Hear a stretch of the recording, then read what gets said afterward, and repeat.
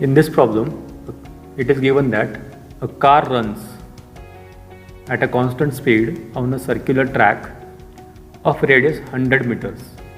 So let us see the animation for this. A car runs on a circular track.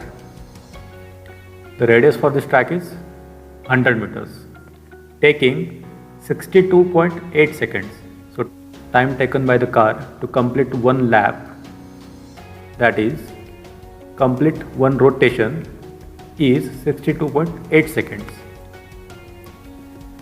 So we need to find out the average velocity and average speed. From the table we understand that average velocity is displacement upon time, because for every circular lap car will come back to initial position again. Here we can see, that is why total displacement, that is change in position, will be 0. Average velocity definition includes displacement, that is equal to 0. That is why average velocity will become automatically 0. We need to again find out average speed. In case of average speed, distance divided by time is the definition. That is why we need to find out distance in one lap divided by time for one lap. So to find out distance, we know the formula is 2 pi r, where pi is 3.14 and r is given, that is 100 meters. So total distance is equal to 628 meters. And divided by time, the time is also given, that is 62.8. So this 628 divided by 62.8 will be equal to 10 meter per second, that is average speed. So option C is correct answer.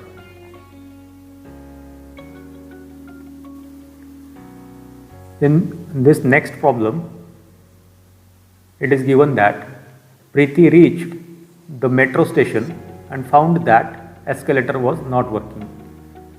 So we will see animation for this. Preeti reached metro station and found that the escalator is not working. This is escalator. Escalator always moves with a uniform velocity. Then she walked up the stationary escalator in time t1. Because escalator is not working, she will walk up in time t1. The time required for her to walk up is t1. So we can find out the velocity for Preeti. Here velocity will be equal to distance upon time, that is d upon t1, because t1 is the time required for her to walk up. On other days, if she remains stationary on the moving escalator, then the escalator takes her up in time t2. That means the time required for escalator to carry her is t2. That means velocity for this, again we can calculate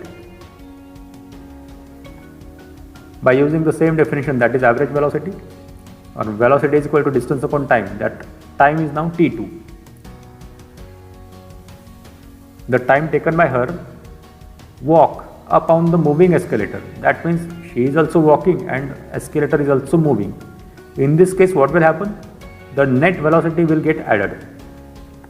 Escalator is also moving and she is also walking, that means speed will increase and the net velocity will be v equal to v1 plus v2.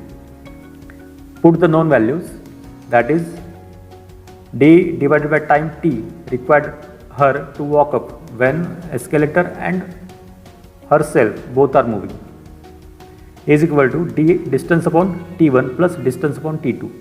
These are the velocities which we have seen over here. If you calculate this, you will get next step equal to this, and if you do the addition, you will get this, and reciprocal of this will be the total time. Option D is correct. So here we used only average velocity definition, and the trick for this problem is that velocities get added and velocity of the Preeti increases because both are moving. Next problem. A car moves from x to y with a uniform speed v1 and returns to x with a uniform speed v2. There are two locations x and y. While going towards y, the speed is v1, but while coming back, the speed is v2. Let us assume that the distance is d. From given statement, speed v1 is given, so we can write for speed distance upon time, that is d upon t1. For t1 we can write distance upon v1. Similarly, while coming back, velocity is v2, so writing v2 equal to distance upon time t2, and time t2 will be equal to distance upon v2. And we need to find out the average speed for this round trip. Average speed formula is distance upon time, so we need to take the total distance divided by total time. Here total distance is 2t and total time will be t1 plus t2. Again writing for average speed, total distance upon total time will be 2d divided by t1 plus t2. Replace these t1 and t2 values by using this equation and this equation. So 2d divided by d divided by v1 plus d divided by v2. If you solve this, you will get 2v1 v2 divided by v1 plus v2. This answer is given in option B. So B is the correct answer. Next problem is a particle covers half of its total distance with speed v1 and the rest half distance with speed v2. It is the same problem as previous one.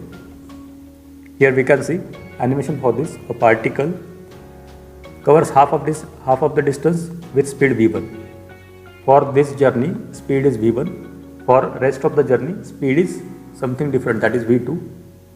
Again writing for the given input, v1 will be equal to distance upon 2t1 because distance is the half distance that is travelled. Total distance is d and half distance will be d by 2 into t1. Again v2 will be equal to distance upon 2 t1. Here again time will get added. To find out average speed, the definition is total distance upon total time. So it is very same, calculations are also very same and answer will be again same. So in this case also option is B.